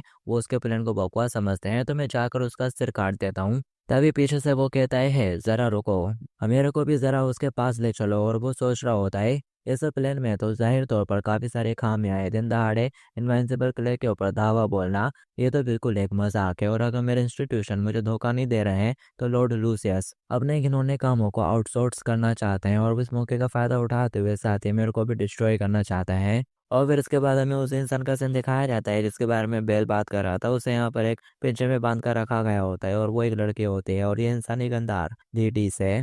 और ये बोल रही होती है भगवान का शुक्र है कि उस बेवकूफ़ ऑक्स हेड ने मेरे को पकड़ा, वो कितना ज़्यादा फ्रेंडली था, और सच में वो कितना ज़्यादा एग्रीबल था। और अगर ये हमला सफल हो जाता है तो फिर डेमन आर्मी को मेरी असली ताकत का पता चल जाएगा। और वो लोग तो कहते थे ना कि डेमन आर्मी मेरे द्वारा दिए गए किसी भी प्लान पर सीरियस होकर विचार नहीं करेगी, लेकिन अब जरा देखो, अब इसमें कोई भी शक नहीं है कि मैं लीड ऐसे एक बड़ी हस्ती बन सकती हूँ। कि तभी यहाँ पर वही ग्रीन बाल वाला डीमन आ जाता है और बोल रहा होता है कि इन्होंने सोच मत पालो नीच इंसान, तुमने जो प्लान दिया था उसे तो पहले ही रिजेक्ट कर दिया गया है, और इसकी वजह ऑलमाइटी डेमन लॉर्ड ने मुझे 3 दिनों के अंदर इनविंसिबल किले के ऊपर सीधा हमला करने का ऑर्डर दिया है। और वो कहते हैं नहीं ऐसा नहीं हो सकता, इनविंसिबल किले के ऊपर हमला वो भी दिन दहाड़े नहीं, ये तो हो ही नहीं सकता। और वो कहता है अपना मुंह बंद करो, मैं बस ये सुनना चाहता हूँ कि ऐसे प्लान को कैसे संभव बनाया जा सकता है, और अगर तुम ये काम नहीं कर सकती तो कोई बात नहीं, मैं तुम्हारा सिर अलग करवा दूंगा और इसे मेरे कलेक्शन में ऐड कर रखूंगा। अब ये सुनते से वो घबराते हुए घुटनों पर आ जाती है और सोच रही होती है आखिर मुझे इसे बदमाश रास्कल के हाथों में क्यों ट्रांसफर कर दिया गया। और अब मुझे यह मत कहना कि वो डेमोलॉर्ड असल में इसी को एलिमिनेट करने का प्लान बना रहा है, लेकिन अगर मैं उसे ये बात कहती हूँ तो क्या ऐसा कहकर मैं खुद ही की खबर नहीं खोद रही हूँ? अरे जल्दी सोचो, वो 3 दिन बाद सीधा हमला करने का प्लान क्यों बना रहा है? और साथ ही पर सोचते हुए कहती है अच्छा ऐसा है, पता चल गया है ये डेमोलॉर्ड का प्लान है। सच में वो कितने शानदार यूनिक और ओवरबिलिंग बेटर प्लान बनाता है। डेमन लॉर्ड के साथ स्पिरिचुअल और इंटेलेक्चुअल रिलेशन बनाना मेरे लिए वाकई में बहुत ही ज़्यादा ऑनर की बात होगी। और वो उससे कहती है मैंने डेमन लॉर्ड के इरादों को समझ लिया है, 3 दिन बाद माय लॉर्ड, आप अपने इच्छानुसार अटैक करने के लिए एकदम फ्री हो, तो टेंशन मत लो। और फिर इसके बाद हमें इनवाइंसिबल किले के बाहर का सीन दिखाया जाता है, जहाँ पर ये लोग इकट्ठा हो रहे होते हैं। एक छोटा सा बर्ड उड़ते हुए आता है उस ग्रीन बालू वाले के पास और कह रहा होता है किले के आसपास तो जादू का कोई निशानी नहीं है, इतना बड़ा कोहरा तो बस यहाँ पर नेचुरली तौर पर उत्पन्न हुआ है। और वो सोचता है आखिर यहाँ पर अचानक से इतना ज़्यादा कोहरा कैसे छा गया, ये तो अनएक्सपेक्टेड है। लूसिड कहती है क्या तुम इससे बिल्कुल अनजान हो, ये कोहरा तो डेमन लॉर्ड के शुरुआती विचारों में से एक रहा होगा। और वो बताती है ये जो इनविंसिबल फॉरेस्ट है, किला है, ये समुद्र से ज़्यादा दूर नहीं है, इसलिए यहाँ पर आसानी से ठंड पड़ जाती है और घना कोहरा भी छा जाता है। और इसी कोहरे की वजह से सब लोग अंदर कुछ नहीं देख पाते, वो अनडिटेक्टेबल हो जाता है। और ये नेचुरली एक बेटर कवर है ना। लेकिन यहाँ पर तो डेमन लॉर्ड ने उसी दिन हमला करने का प्लान करा है, जहाँ पर वो पहले से ही बिजी होंगे। ऐसे में उन्होंने हर कंडीशन को अच्छे से देखते हुए ये अल्टीमेट स्ट्रेटेजी बनाई है। सच में ये कितना इंस्पायरिंग है। और वो कहता है क्या ये किला पहले से ऑक्यूपाइड है और लोग बिजी हैं। और वो बोलते हैं मेरी बात सुनो, आज बोनो का ड्रॉप्स का कोई सा वाइन फेस्टिवल है, और जो लोग शराब के लिए तरसते रहते हैं वो तो आज नशे में चूर होकर मर जाएंगे। और इसका मतलब ये हुआ कि किले के लगभग सारे डिफेंस पहले से ही ध्वस्त हो चुके होंगे। और वो कहता है युद्ध के टाइम पर भी आखिर कौन इस तरह से शराब पी के धुत रह सकता है, आखिर ये कैसे पॉसिबल है। और फिर उसके बाद हमें किले के अंदर का सीन दिखाया जाता है, जहाँ पर वो लोग वाकई में शराब पीकर लुढ़के हुए रहते हैं। और यहाँ पर हमें ड्रॉप्स के प्रिंसेस भी दिखाई जाती है, और इसका नाम प्रिसिलिया है। और ये भी यहीं बड़े बड़े रोल हो रही होती है। और फिर वो एकदम से उठ जाती है और बोल रही होती है मेरे को और चाहिए, कि तभी कोई उसके ऊपर पानी फेंक देता है। और वो बिल्कुल कब जाती है, उसे अच्छा नहीं लगता। वो बोलती है आखिर ये सब क्या चल रहा है, कि उसकी मौत आई है जिसने इस राजकुमारी के ऊपर पानी फेंकने की हिम्मत करी। तभी वो बंदा चलाते हुए कहता है तो राजकुमारी प्रिसिला आखिरकार आपको होश आ गया। जब आप लोग फ्रंट लाइन पर हैं, युद्ध की स्थितियां बनी हुई हैं, ऐसे में आप इतनी ज़्यादा शराब कैसे पी सकते हो। और वो बोलती है अच्छा तो ये तुम हो ग्रैंड मार्शल। और वो बोलता है कि हमारे यहाँ पर ड्रिंक करने पर सख्त कंट्रोल नहीं है, आकर तुम इतनी ड्रिंक कैसे कर सकती हो। तो यहाँ पर राजकुमारी एक बैरल पे पाँव मारते हुए कहती है वैक्सन फेस्ट हमारे वनों का सबसे इम्पोर्टेंट त्यौहार है, इसलिए इस लेडी ने पुराने पानी की जगह गोदाम से ये सामान ले लाकर इसका इस्तेमाल करा, ताकि हम लोग जी भर के पी सकें। वो चिल्लाते हुए कहते हैं सच में तुम कितनी ज्यादा लापरवाह हो, लोग शराब पी पी कर मर जाएंगे। और वो बोलती है क्या शराब पीने से मौत हो सकती है, हमें इतना ज्यादा भी कम मत आको, कि तभी एकदम से वो नीचे गिर पड़ती है। और वो चिल्लाते हुए कहता है जल्दी करो और अपने आदमियों को होश में लाओ, ताकि वो किले की रक्षा कर सकें। इससे कोहरे में दुश्मन को अटैक करने का कोई भी मौका मत दो। वसीला कहती है हो माय मार्शल, आप तो बड़े ही सेंसिटिव हो, ज्यादा शराब पीने से हम बोने और भी ज्यादा हीरोइक बन जाते हैं, बस कुछ और राउंड। और फिर ये लेडी डेमन लॉर्ड के होम टाउन को कल तक तहस महस कर देगी, कि तभी एकदम से ऊपर से कोई चीज आकर उसके ऊपर गिरती है, जो कि अजीब सी होती है और चिपचिपी सी भी। वो बोलते हैं अब आखिर क्या हो गया लॉर्ड मार्शल, उसे लगता है कि ये भी उसने ही फेंका होगा, लेकिन जैसे वो देखती है वो भी उस चिपचिपे पिंक वाले गोले के अंदर फंस चुका होता है ऑलरेडी। और फिर जैसे वो आसपास देखती है वो गोला सबके ऊपर गिरा होता है और सब तो उसके अंदर बंद हो गए होते हैं। वो कहता है ये आखिर ऐसा कैसे हो सकता है, मेरे से मत बोलना कि वाकई में। और फिर जैसे वो ऊपर देखती है तो यहाँ पर वो ग्रीन बाल वाला डीमन जर्नल होता है, जिसने अटैक कर दिया होता है। वो हंसते हुए कहता है तो क्या तुमको ये अनएक्सपेक्टेड लगा, मेजेस्टी तो एकदम सही थे, ये सीधा हमला तो काफी ज्यादा आसानी से हो गया। और फिर उसके हाथ में जो पिंक कलर की बोल्ट जैसा कुछ रहता है वो उसे कस के दबाने लगता है, तो उसके आसपास जो पिंक कलर का लिक्विड पड़ा था वो एकदम से क्रीचर का रूप लेने लगता है, डेंडिकल क्रीचर। और उसे पकड़ने लगता है, हर जगह से अच्छे से कस के पकड़ लेता है, और वो चिल्लाती रह जाती है नहीं। और फिर इसके बाद अपन को डेमन लॉर्ड का सीन दिखाया जाता है, जो कि चाय पीते हुए सोच रहा होता है तो इस दुनिया में कॉफ़ी भी मिलती है, इसका स्वाद तो वाकई में कितना अच्छा है, लेकिन मुझे हैरानी है कि मिठाई कैसे हो गई। और पुलिस सोच रही होती है आज तो किले के ऊपर हमला करने का दिन है, और वो बिना किसी चिंता के इतने इतने आराम से मिठाई कैसे खा सकता है। और वो तो मेरे सामने ही केक खा रहा है। हाँ, वो राजमा प्लेन्स को केक से बिल्कुल भी अलग नहीं समझता है। क्या वो यहाँ पर ये कहने की कोशिश कर रहा है, और केक के ऊपर तो स्ट्रॉबेरी भी लगी हुई है, क्या वो ये कहना चाहता है कि ये स्ट्रॉबेरी इनवाइंसिबल खिलाए, और उसके मुंह में लाल आ रही होती है, उसको देख देख कर उसका भी मन ललचा रहा होता है खाने के लिए थोड़ा सा। और फिर तभी डेमन लॉर्ड भी थोड़ा नोटिस करता है, और फिर उसे ऑफर करते हुए कहता है मिस सेथनेस, क्या आप भी ऐसे मेरे साथ खाना पसंद करोगी। उसका खाने का मन तो होता है, लेकिन वो मुंह फैल लेती है और बोलती है तुम ये क्या कहने की कोशिश कर रहे हो, क्या तुमने उसमें कोई सा बेहोश करने का पाउडर डाला है, या फिर कोई सा ऐसा पोषण जिसको पीकर लोग पागल हो जाते हैं। और वो कहता है नहीं ऐसा कुछ नहीं है। पोली कहती है तो क्या तुम मुझे केक का एक टुकड़ा दिखाकर रिझाने की कोशिश कर रहे हो, तुम तो मुझे बहुत ही कम समझते हो। लेकिन एंड में फिर वो उस केक को खाई जाती है और सोच रही होती है थोड़ा सा खाने में कोई नुकसान नहीं है, अब ऐसे भी ये खाना तो दुश्मनों का राशन है, तो तुम ये कह सकते हो कि मैं उसके साथ खेल रही हूँ। और वे साथ ही वो बोलती है अरे ये फ्लेवर केक के फ्लेवर ने उसको अंदर से एक्साइटेड कर दिया होता है, वो उसके बारे में काफी कुछ सोचती है और बोल रही होती है वाकई में मैं तो इससे एडिक्ट हो गई। और ये सब वो मनी मन सोच रही होती है, लेकिन डेमन लॉर्ड को भी उसकी तरफ देखकर समझ में आ रहा होता है। वो सोच रहा होता है ये चाहे जो भी बोले, लेकिन इसकी बॉडी काफी ज्यादा ऑनेस्ट है। पॉली उससे पूछती है क्या तुमको इनविंसिबल क्ले की सिचुएशन के बारे में जरा सी भी चिंता नहीं हो रही है? और वो बोलता है भला आखिर इसमें चिंता करने की क्या जरूरत है? पोली बोलती है अभी उसी जगह पर तुम्हारे सैनिक हमला कर रहे हैं, और ये वो जगह है जिसे हजारों सालों तक हम लोगों ने मजबूत बनाने में कड़ी मेहनत करी है। तुम्हारे मॉन्स्टर्स डेफिनेटली डिस्ट्रॉय हो जाएंगे। डेमन लॉर्ड कहता है लेकिन देखने से तो ऐसा लग रहा है कि तुम काफी ज्यादा चिंतित हो मिस सेथनेस। क्या तुमको ऐसा लगता है कि नाइन्थ आर्मी सीधा उसके के ऊपर हमला करके भी जीत हासिल नहीं कर सकती? और बेशक कैजुअलिटीज और हारने की गुंजाइश तो है, लेकिन उस किले में मौजूद तोपे क्या सिर्फ दिखावे के लिए हैं? और फिर वो चलते हुए विंडो के पास खड़ा हो जाता है और बोल रहा होता है जरा सब्र रखें मिस सेथनेस, आज का दिन डेफिनेटली अपन दोनों के लिए ही एक अच्छी न्यूज लेकर आएगा। कि तब यहाँ पर डार्क एल्फ भगते भगते आती है और बोल रही होती है लॉर्ड लूसियस बैटल फ्रंट की रिपोर्ट आ चुकी है। वो कहता है अच्छा तो जरा बताओ क्या हुआ। और पोली भी सुनने के लिए तैयार हो जाती है। एल्फ बोलती है ये सब बिल्कुल वैसे ही हुआ जैसे कि आपने एक्सपेक्टेड करा था। इनविजिबल किला वाकई में बस एक खाली किला ही था। आज बैटल फील्ड में घना कोहरा छा गया था, जिसने ब्रेडली के छापे के एक्शन को पूरी तरह से छुपा दिया था। और उसमें यह फैक्ट भी शामिल कर लें कि वो सभी बोन ने अपना कोई सा बकवास सा फेस्टिवल सेलिब्रेट करते हुए नशे में चूर थे, जिसकी वजह से आपकी आर्मी को कोई भी दिक्कत ही नहीं हुई। सच में आपकी ब्रिलियंट कमांडो लीडरशिप के तहत हमारी आर्मी ने एक दिन से भी कम समय में इनवाइंसिबल किले के ऊपर कब्जा कर लिया है। अब ये सुनने के बाद डेमन लॉर्ड कुछ नहीं कहता, यहाँ पर खामोशी से छाई हुई रहती है। एल्फ सोच रही होती है सच में वो कितने शानदार तरीके से बिहेव कर रहे हैं। इतनी बड़ी और यूनिक जीत सुनने के बाद भी वो जरा से भी एक्साइटेड नजर नहीं आ रहे हैं। सच में जैसे कि सुप्रीम ऑलमाइटी मैजेस्टी से उम्मीद थी। और वो मुड़ते हुए कहता है फिल्म जैसा कि मेरी खुफिया जानकारी में बताया गया था, मेरा मानना था कि उस किले के अंदर काफी ज्यादा खतरनाक तोपे भी मौजूद थे। और वो बोलती है जी हाँ, और हमारी सेना ने उन तोपों को भी कब्जे में ले लिया है, क्योंकि उनको चलाने वाला कोई भी मौजूद नहीं था जब वो लोग हमला कर रहे थे। इसलिए कोई सभी जरा सा भी केओस ही नहीं बचा और हमें कोई भी नुकसान नहीं हुआ। और वो सोच रहा होता है भगवान ही बुरी अच्छी किस्मत, कोहरा छा गया उन लोगों का। आज कोई सा फेस्टिवल था जिसकी वजह से वो नशे में धुत थे, तोबे चलाने वाला कोई नहीं था। और ये सब मैंने सोचा था, ये सब मेरी उम्मीद थी। ये सब क्या बकवास है, ये सब बिल्कुल भी वो नहीं है जो कि मैं सुनना चाहता था। तभी वो आगे बोलती है ब्रेडली ने कुछ और भी अच्छी खबरें भेजी हैं। इस लड़ाई में हुई प्रोग्रेस ने हमारे मनोबल को बहुत ज़्यादा बढ़ा दिया है, इसलिए हम अंदर की तरफ बढ़ते रहेंगे। और फिर आधे महीने से भी पहले हमें पूरे यकीन है कि हम रस्मा प्लेन्स के आधे हिस्से पर सक्सेसफुली कब्जा कर चुके होंगे, कब्जा कर लेंगे। अब ये सुनते से जो पोली है उसके हाथ से के प्लेट छूट जाती है और वो भी एकदम निराश होते हुए घुटनों पर आ जाती है। और वो सोच रहा होता है ये आउटकम तो इनके ओरिजिनल प्लान से भी ज़्यादा वर्स्ट निकला।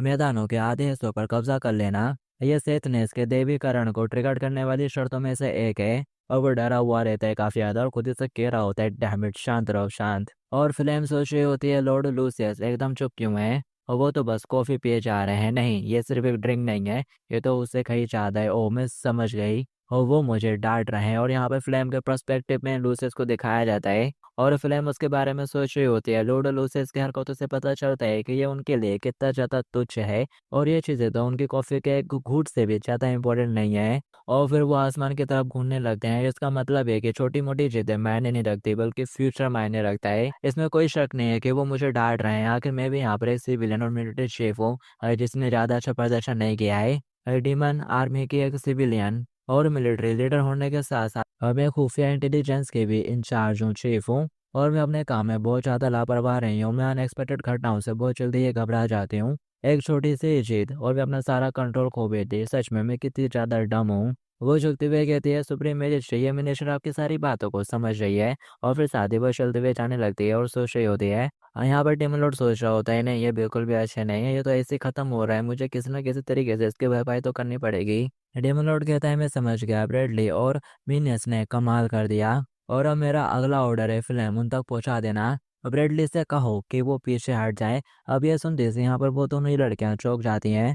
और फिर इसके बाद अपन को इनवाइंसिबल के लिए सीन दिखाया जाता है जहाँ पर एक डिमन ब्रेडली तक ये खबर पहुंचाता है। और जो सुनने के बाद वो चिल्लाते हुए कहता है क्या मेरे से चाहते हैं कि हम लोग पीछे हट जाए, क्या तुम मुझसे मजाक कर रहे हो? तभी ऑक्स हेड कहता है वो पीछे हटना है, मुझे लगा था कि ऐसा कुछ हो सकता है। तो चलो मोर्चे पर मौजूद उन डीमंस को वापस यहाँ पर बुलाने के लिए कहते हैं और आगे कोई भी लड़ाई नहीं करते हैं। और वो चिल्लाते हुए कहता है म्यूनोस, क्या तुम्हें पता नहीं है कि अब पीछे हटने का क्या मतलब है? अगर अपन लोगों ने जल्दी ही इस जीत का फायदा नहीं उठाया तो हमारा ये अटैक बेकार हो जाएगा। तो ऑक्सहेड कहता है, ओ तुम ये कह रहे हो कि सब बेकार होगा, और फिर साथ ही वो उस टीमन को उड़ा देता है और बोल रहा होता है उन सैनिकों को तुरंत यहाँ पर वापस आने के लिए कहो, और जो भी लड़ाई करने की हिम्मत करे उससे कह देना मैं उसका सिर काट डालूंगा और टॉयलेट में फेंक दूंगा। और वो कहता है ठीक है, और उड़े आता है समाचार देने के लिए। ब्रेडली चिल्लाते हुए कहता है क्या तुमने अभी मेरी बात नहीं सुनी? तभी ऑक्स उसके सिर पे हाथ रखता है और उससे बोलता है ब्रेडली तुम मामलों को कॉम्प्लिकेटेड बनाना बखूबी जानते हो, लेकिन कमांडिंग मिनिस्टर के तौर पर मिनिस्ट्री के आदेशों का पालन करना बिल्कुल ठीक है।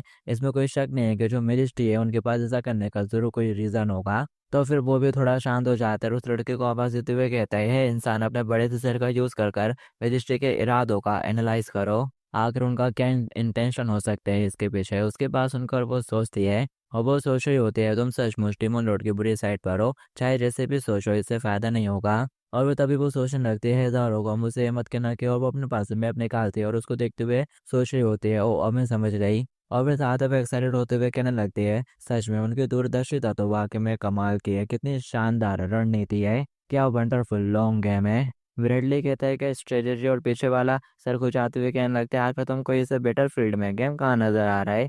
और वो उससे कहती है तुमको इसका जवाब ढूंढने के लिए बस मैप को देखने की जरूरत है थोड़ा, और फिर मैप दिखाते हुए वो उसको सारी बातें अच्छे से एक्सप्लेन करने लगती है कि उसके हिसाब से डिमोलॉर्ड ने क्या सोचा है। और साथ ही वो काफ़ी ज़्यादा एक्साइटेड भी हो रही होती है कि सुप्रीम डिमोलॉर्ड कितना ज़्यादा समझदार है, हमें लेडीज तो ऐसा ऑनर डिजर्व भी नहीं करती। और वो एक्साइटेड मोमेंट के साथ उनको सारी बातें अच्छे से समझा रही होती है आगे ऐसे क्या क्या होगा, और बोल रही होती है हालांकि हम सीधे आगे बढ़कर असम मैदानों के ज़्यादातर हिस्सों पर कब्जा कर लेंगे, लेकिन मैजिस्ट्रेट की असली इच्छा तो इस तबाही का आनंद लेना है। उसकी पूरी बात सुनने के बाद ब्रेडली कहने लगता है मैं समझ गया, मैंने तो मैजिस्ट्रेट से इसके कम की उम्मीद की ही नहीं थी, बल्कि मैं यहाँ पर थोड़ा ना समझता जो इसको समझ नहीं पाया। मैं जल्दी ही अपने फ्लाइट डिमंस सबॉर्डिनेट्स को पीछे हटने का ऑर्डर दूंगा। लूसीड कहती है ज़रा रुको लॉर्ड ब्रेडली, एक्सक्यूज मी, लेकिन मैंने मैजिस्ट्रेट को जो गिफ्ट भेजने का सजेशन दिया था उसका क्या हुआ? और वो कहता है तुम्हारा प्रपोजल तो बहुत पहले ही तैयार हो चुका था, और अब तक तो शायद वो डीमन लॉर्ड कासल तक पहुंच भी गया होगा। और फिर हमें डीमन कासल का सीन दिखाया जाता है जहाँ पर फ्लेम बताती है कि ब्रेडली ने पीछे हटना शुरू कर दिया है। और वो कहता है अच्छा समझ गया, और सोच रहा होता है थैंक गॉड कि मैंने ब्रेक लगवा दिया, अगर ये सेटनेस और भी ज़्यादा पागल हो जाती तो फिर मेरी वार्डी लग जाती। अब कोई अनएक्सपेक्टेड घटना नहीं होनी चाहिए प्लीज़। कि तभी फ्लेम बोलती है अरे हमें लास्ट सरप्राइज के बारे में बताना तो भूल ही गई। अभी सुनकर वो और परेशान हो जाता है और सोच रहा होता है होली शिट, अब मुझे यकीन है कि ये सरप्राइज क्या होगा। और फ्लेम बोलती है ब्रेडली ने बैटल फील्ड की रिपोर्ट के साथ एक गिफ्ट भी भिजवाया है, और डेमन लॉर्ड सो देखता है उतने ड्रॉ प्रिंसेस को एक गिफ्ट की तरह रैप करके भेजते होते हैं, और ये देखकर वो सोच रहा होता है अरे बेवकूफ़ क्या तो इस परमाणु बॉम्ब को गिफ्ट कह रहा है। और फिर वो बताता है यहाँ पर ड्रॉ प्रिंसेस परसिला के बारे में, अगर इसको मारा गया तो फिर इसका गॉड फॉर्म ट्रिगर्ड हो जाएगा, वो गॉडेस में बदल जाएगी, और फिर वो इमीडिएटली पूरी डीमन लॉर्ड सिटी को तबाह कर देगी और मुझे भी नहीं छोड़ेगी। कि तभी पीछे से फिल्म कहती है यूर मेजेस्टी आप एकदम निश्चित हो जाइए, यह मिनिस्टर परसिला को बहुत जल्दी इंट्रोगेट करेगी और उससे सारे वैल्यूबल इंटेल को एक्सपोज करा लेगी, सारे सीक्रेट्स पता कर लेगी। और फिर साथ ही वो एक्साइटेड होते हुए कहने लगते हैं मुझे मेरे को बहुत लंबे समय से ही बदतमीज चिड़चिड़े ड्रॉप से इंट्रोगेशन करने की अर्ज मच रही थी। अब ये सुनकर पीछे खड़ी पोल्ट्री घबराने लगती है और सोच रही होती है तो अब यहाँ पर प्रिंसेस परसिला को भी बंदी बना लिया गया है। जब डेमन लॉर्ड ने पीछे हटने की बात कही तो मुझे लग रहा था कि ये सब कुछ बस मुझे धोखा देने के लिए किया जा रहा नाटक है, लेकिन अगर अब परसिला भी यहाँ पर पकड़ी गई है तो इसका मतलब ये है कि वो झूठ नहीं बोल रहा था। और साथ ही वो परसिला के लिए दुखी होते हुए सोचने लगते हैं सच में ये कितना ज़्यादा बुरा है, भगवान ही जानता है कि अब उसके साथ क्या होगा जब वो डार्क एल्फ के हाथों में पड़ जाएगी। ये तभी यहाँ पर डेमन लॉर्ड बोलता है जरा रुको, और जो ड्रॉ प्रिंसेस है वो मेरी पर्सनल क्वेश्चनिंग में रहेगी। अब ये सुनते से वो हैरान हो जाती है और फिर साथ ही झुकते हुए कहने लगती है ठीक है सुप्रीम मेजेस्टी। और वो सोच रही होती है खुफिया मिनिस्टर होने के नाते ये वाकई में काफ़ी गलत बात है कि मुझे इनवाइंसिबल किले की खुफिया जानकारी पता नहीं थी। और वो सोच रही होती है खुफिया जानकारी के मिनिस्टर होने के नाते ये सच में गलत बात है कि मुझे उस इनवाइंसिबल किले के सीक्रेट से अनजान रखा गया था, बताया नहीं गया था। लेकिन अब तो मेजिस्ट्री मेरे को अपने पूछताछ वाले काम से भी निकाल रहे हैं। और वो इमेजिन करते हुए सोच रही होती है कि डेमन लॉर्ड उससे ताना मारते हुए कह रहा होता है तुमसे तो अच्छा है कि मैं किसी सुंगर को काम पर रख रहा हूँ, वो तुमसे ज़्यादा बेहतर तरीके से काम करेगा। और रियलिटी में डेमन लॉर्ड फिल्म से कह रहा होता है फिल्म अब तुम जा सकती हो, लेकिन वो रिस्पॉन्स नहीं करती, अभी भी वहीं खड़ी रहती है। वो कहता है फिल्म, और फिर चिल्लाते हुए कहता है अरे फिल्म, तो वो एकदम से उठते हो कहने लगते हैं हाँ रोजर। और फिर नेक्स्ट में वो बिल्कुल उदास होकर जा रही होती है जबकि डेमन लॉर्ड कंफ्यूज होकर उसे देख रहा होता है। और फिर इसके बाद हमें परसिला का सीन दिखाया जाता है जो कि एक बंद कमरे के बिस्तर पर पड़ी होती है। और उसे बुरी तरीके से बांध कर रखा गया होता है। और वो सोच रही होती है उन्होंने ऐसा स्पेल किया है जिससे इसे जबरदस्ती निकल पाना बिल्कुल नामुमकिन है। और इसे इतनी मजबूती से बांधा गया है कि जितना ज़्यादा तुम निकलने की कोशिश करोगे ये तुम्हारे लिए उतना ही ज़्यादा मुश्किल होता जाएगा। डैम इट, हमें तो अभी निकालने का मौका भी नहीं मिला। वो दुष्ट डेमन लॉर्ड तुम्हारी हिम्मत कैसे हुई हमारे वाइन फेस्टिवल का फ़ायदा उठाकर हमारे ऊपर हमला करने की। काश मुझे ये पहले से ही पता होता।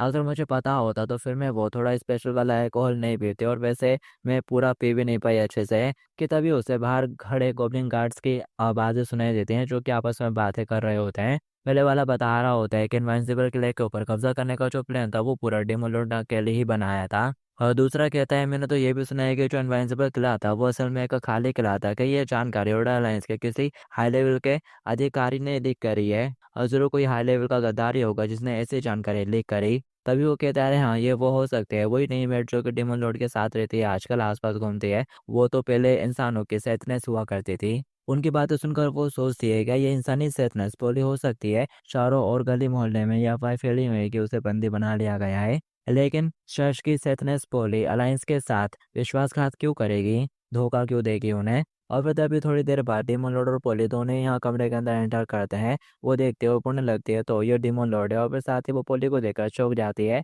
और फिर जैसे डेमन लॉर्ड उसका मुंह खोलता है वो पोली को ऊपर चिढ़ाना शुरू कर देती है। और बोल रही होती है आज तो तुमने ये सब क्या पहन के रखा है, कहीं तुम सचमुच तो गद्दार नहीं हो। डेमन लॉर्ड उसे कहता है प्रिंसेस प्रसिला मैं तुमसे कुछ बात करना चाहता हूँ, और मुझे नहीं पता कि इस मामले में कौन से ड्रॉव को ग्रैंड मास्टर कंसिडर किया जा सकता है, लेकिन क्या तुम अपनी थोड़ी बुद्धि का इस्तेमाल करते हुए इस किंग के कंफ्यूजन को दूर कर सकती हो। और वो चिल्लाते हुए कहती है बिल्कुल भी नहीं, मुझे पता है तुम जैसा शैतान मेरे से क्या जानना चाहता है। तुम हमारे गोला बारूद से जुड़े सीक्रेट्स को जानना चाहते हो या फिर उन तोपों के बारे में कोई सीक्रेट जानकारी है ना। ऐसा बिल्कुल भी नहीं होगा।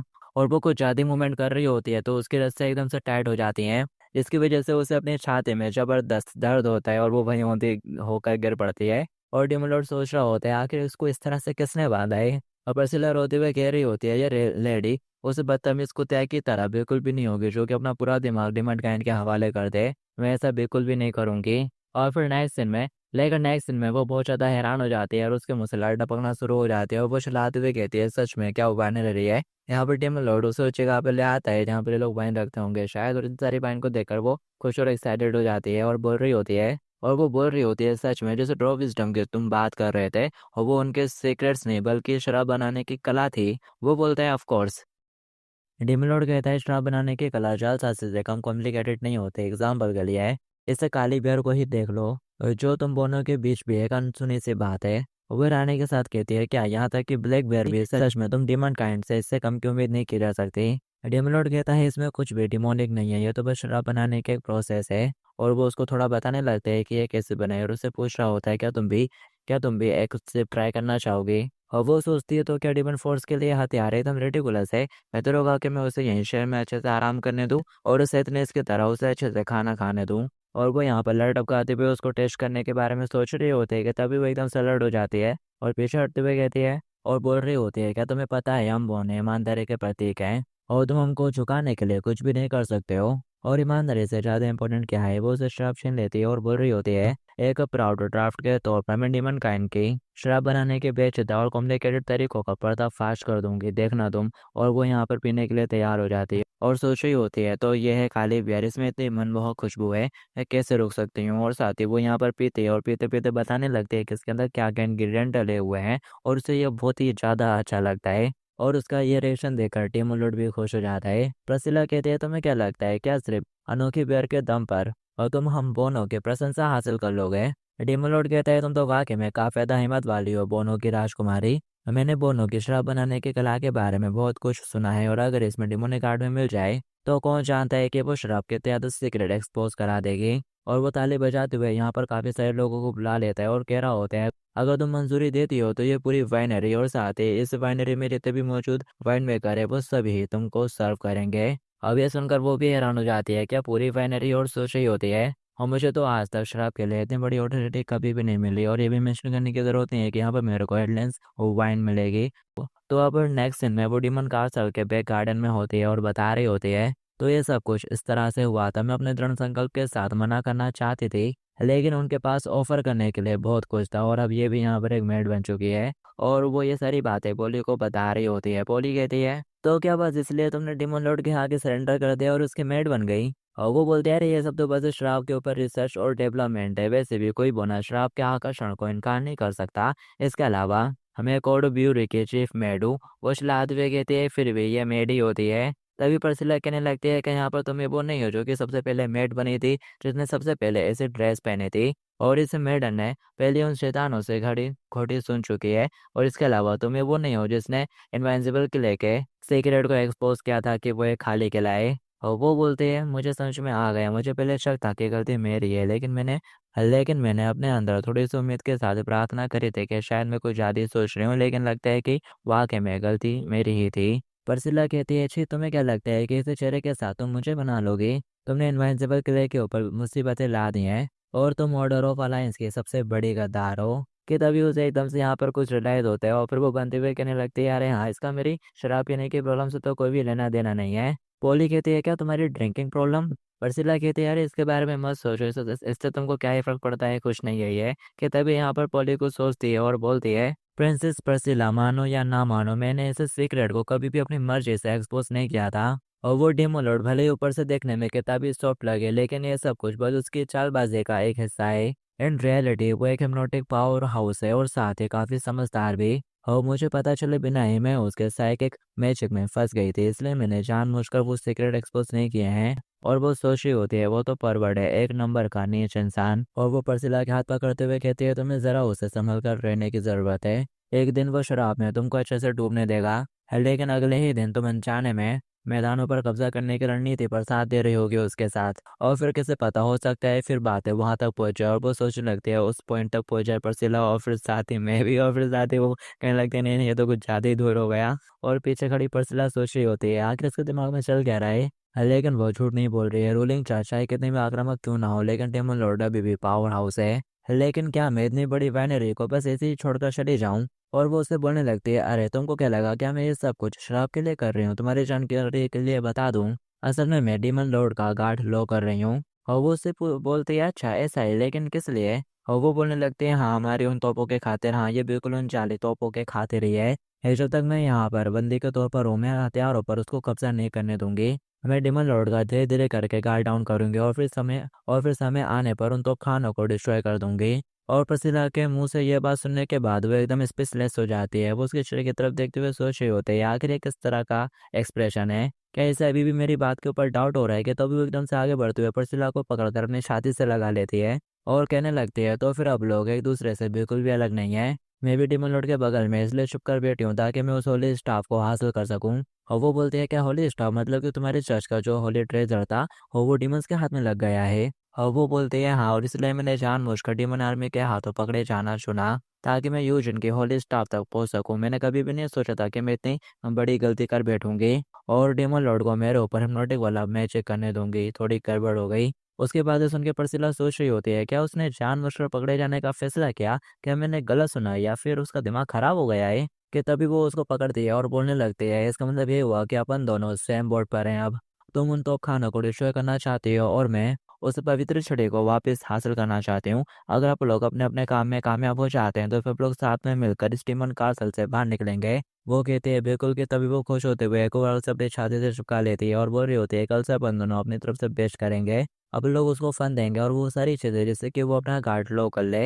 वसीला कहती है, अपनी ताकत का इस्तेमाल चिप जगह पर मत करो। और हाँ, एक और बात, मेरा दम घुट रहा है। अब ये सुनते से वो फटाक से उसको छोड़ देती है, लेकिन झाड़ियों के पीछे गोब्लिन छुपा हुआ रहता है जिसने उनकी सारी बातें सुन ली होती है। तो वो सीधा यहाँ पर टेमन लॉर्ड के पास से पहुंच जाता है और सारी बातें उसको बता देता है। डेमन लॉर्ड उसकी बात सुन के कहता है, तो तुम्हारा मतलब ये है कि जो परसिला है वो तो को नष्ट करना चाहती है, और जो सेथनेस है और वो यूजन की होली स्टाफ को छीनना चाहती है, चुरा कर भाग जाना चाहती है। और वो कहता है, हाँ इसमें कोई भी शक नहीं है कि वो लोग एकदम नीच है। आपने उनको ऊपर दया करी, लेकिन उन्होंने आपकी दया का गलत फायदा उठाया और आपके पीठ पीछे सीक्रेट तरीके से साजिश रची। सच में कितना बड़ा अपराध है, इसे तो माफी नहीं किया जा सकता। और वो सोच रहा होता है इतने साल होता था आंगन की सफाई करना काम में आ गया, मेरे को एक कमाल की खबर मिली है, मैं बस डेमन लॉर्ड को रिपोर्ट करता रहूंगा और फिर मैं डेमन आर्मी के टॉप पर पहुंच जाऊंगा किसी दिन। और वो और बुराइयां करते हुए कहने लगता है इस नौकर ने मुझे से पहले कभी भी इतने ज्यादा स्वार्थी लोग नहीं देखे, नरक के सबसे भ्रष्ट जाति भी इनके सामने कुछ भी नहीं है, ये लोग इतने ज्यादा गए गुजरे हैं। और अगर वो सचमुच अपने इरादों में कामयाब हो जाएंगे तो अपन की डेमन आर्मी की जो इमेज है वो सच में खराब हो जाएगी। You are supreme majesty. हेडिमलॉर्ड मुस्कुराते हुए कहता है ऑफ कोर्स, मैं ये कैसे भूल सकता हूँ कि उनमें भागने का डिजायर जरूर होगा। और वो गोबलिन खुश होते हुए सोच रहा होता है, और वो गोबलिन खुश होते हुए कह रहा होता है ये क्या हेडिमलॉर्ड मुस्कुरा रहे हैं, मतलब क्या मेरा फ्यूचर भी काफी ज्यादा ब्राइट होने वाला है। कि तभी हेडिमलॉर्ड कहने लगता है अगर मैं उन दोनों को साथ में रखूंगा तो देर सवेर मुसीबतें तो आएंगी ही, तो क्यों ना मैं उन्हें ऑर्डर ऑफ अलायंस में वापस भेज दूं। इन दोनों से यही उम्मीद थी, ऐसी बातें सोच सकती हैं वो जो मैं नहीं सोच सकता। ये सुनकर वो गोबलिन थोड़ा हैरान हो जाता है। तभी डेमोलॉर्ड आगे बोलता है और बची हुई एल्केमी कैनन्स वाकई में एक प्रॉब्लम है, और अगर मैं उन्हें उन तोपों को डिस्ट्रॉय करने दूं तो ये वाकई में काफ़ी अच्छा होगा।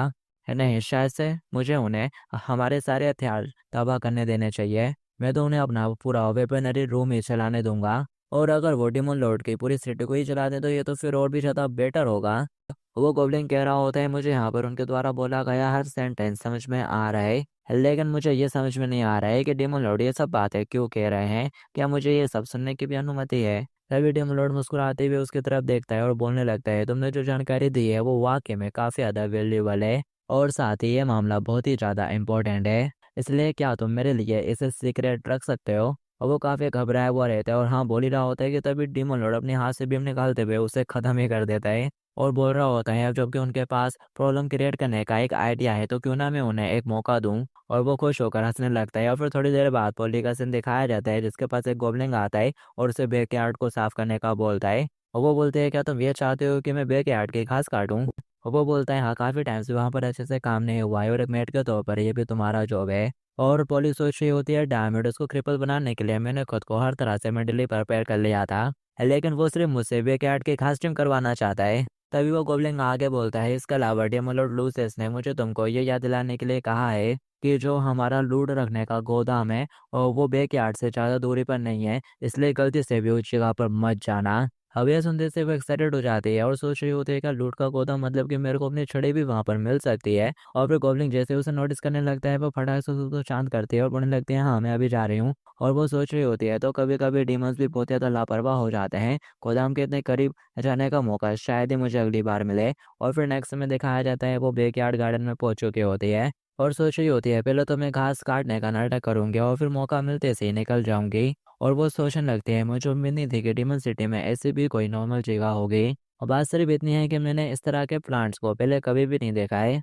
क्या ये सभी डेविल वर्ल्ड के प्रोडक्ट हो सकते हैं। लेकिन शॉर्ट में पौधों की छटाई करने से कुछ भद्दी शाखाएं हट जाएंगे, वैसे भी इसमें क्या ही खतरा होगा। मैं इसे काटने के बाद सीधा गोदाम की तरफ जाऊंगी। और वो यहाँ पर एक फ्लावर को काट देती है और जैसे वो करती है यहाँ पर उस फ्लावर से जुड़े जितने भी बेली रहते हैं ना वो रेड करने लगते हैं, और फिर साथ ही वो पूरा पेड़ इधर से चिल्लाना शुरू कर देता है, जो देखकर वो घबरा जाती है और सोच रही होती है क्या ये ट्री जिंदा है। कि तभी वो पोली की तरफ देखता है और अपने बेले भेजते हुए उसे अच्छे से पकड़ लेता है और फिर उठाकर फेंक ही देता है, और फिर वो सीधा किसी और पेड़ की झाड़ियों पे गिरती है शायद। और तभी देखते हैं उसके साइड में एक फल लगा रहता है जो कि एकदम से कपना शुरू कर देता है और फिर वो फटे आता है। पुलिस सोचती है आखिर ये फटा क्यों, डेविल वर्ल्ड के प्रोडक्ट से यही उम्मीद थी। यहाँ तक कि यहाँ के प्लांट्स भी बहुत ही ज्यादा गंदे हैं, इन कपड़ों को धोना बहुत ज्यादा मुश्किल होता है। कि तभी वो एकदम से चौंक जाते हो, कहने लगते हैं रुको, आखिर ये चीज कपड़ों पर कोरोसिव इफेक्ट क्यों डाल रही है। यहाँ पर उसके कपड़े शायद धीरे धीरे चलने लगते हैं, जो देखकर वो घबरा जाती है और सोचने लगते हैं मेरे को जल्दी से यहाँ से बाहर निकलना होगा। और वो अपना हाथ बढ़ाते हुए अचानक से किसी चीज को टच करती है और फिर दूसरी सेकंड बहुत ज्यादा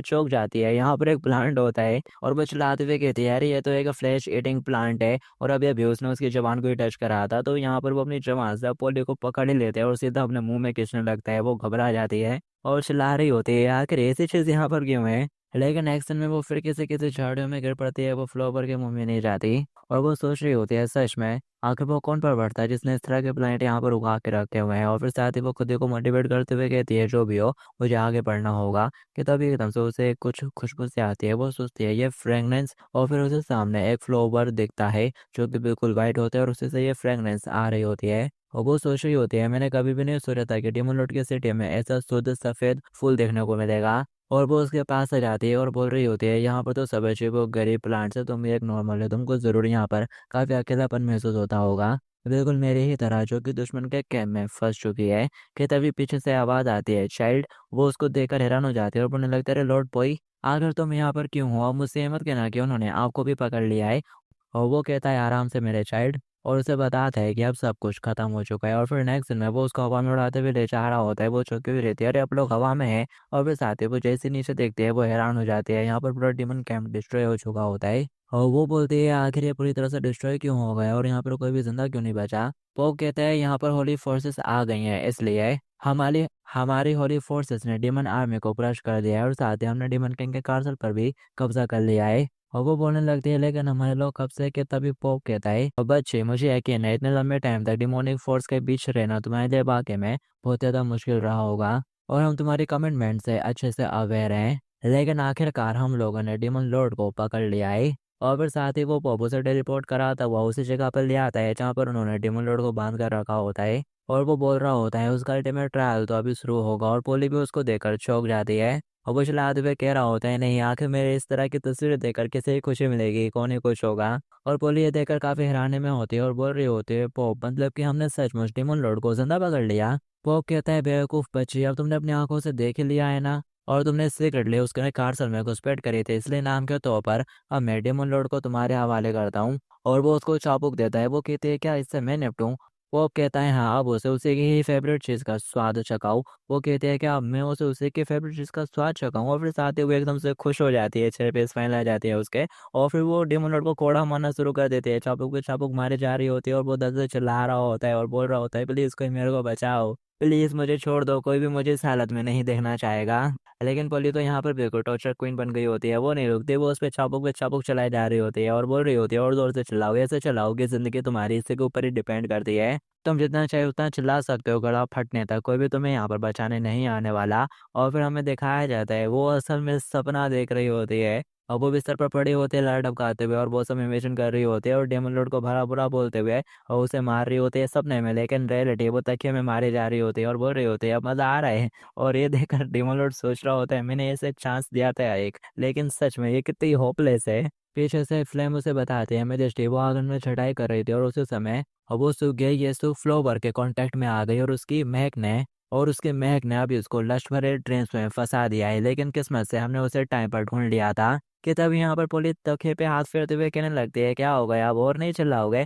मुझे लगा था कि तुम तो बहुत ही पावरफुल डेमन एम्परर हो ना। पर उसका ये बिहेवियर देखकर जो अब फ्लेम है उसको बहुत ज़्यादा गुस्सा आ जाता है, वो चाबुक निकाल के उसे मारने के लिए बढ़ने लगती है। और वो चिल्ला रही होती है, यू विश, आके तेरी हिम्मत कैसे हुई हमारे मैजिस्ट्रेट को सपने में भी डिसरिस्पेक्ट करने की? डेमोलोड कहता है, अरे चिल चिल, शांत हो जाओ फ्लैम, और उसे रोकने लगता है, जबकि वो चढ़ते हुए सोच रही होती है, यहाँ तक कि मैंने भी ये इमेजिन करने की हिम्मत नहीं करी कभी सपनों में। कि तभी यहाँ पर पोली तकिए को जोर से पकड़ लेती है और बड़बड़ा रही होती है, और नॉट बैड, मुझे तो ये चेहरा चाहिए था, भीख मांगने का कोई भी फायदा नहीं है, बिल्कुल भी नहीं। क्या अब तुम्हें अपनी मर्दानी खूबसूरती का एहसास हो रहा है?